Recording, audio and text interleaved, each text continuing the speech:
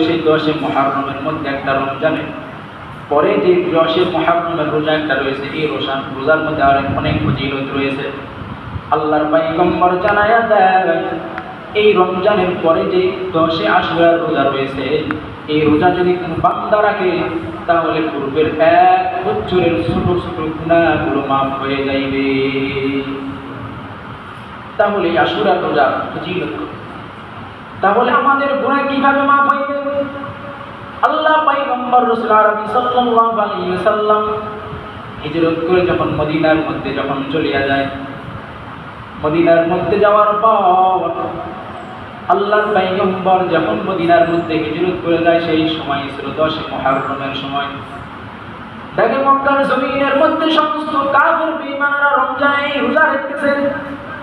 সেই সময় ছিল 10 মুহররম, সেই রোজা রাখতেছে। আল্লাহর পয়গম্বর তাদেরকে জিজ্ঞেস করলেন, তোমরা এই কিসের রোজা রাখো?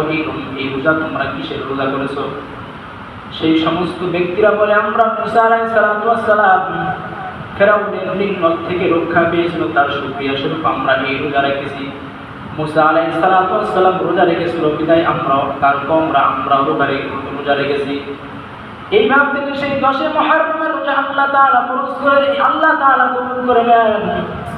আল্লাহর পয়গম্বর বলেন, এই 10 মুহররমের মধ্যে যদি সমস্ত ইহুদিরা যদি এই 10 মুহররমের মধ্যে রোজা রাখে, আমার উম্মতেরা তার বিরোধী করবে, অর্থাৎ তার আগের দিন একটা রোজা করবে অথবা তার পরের দিন একটা রোজা করবে। তাহলে আমরা জানতে পারলাম এই আশুরার রোজা ইহুদিদের বিপরীত থাকতে হবে। আল্লাহর পয়গম্বর হাদিসের মানে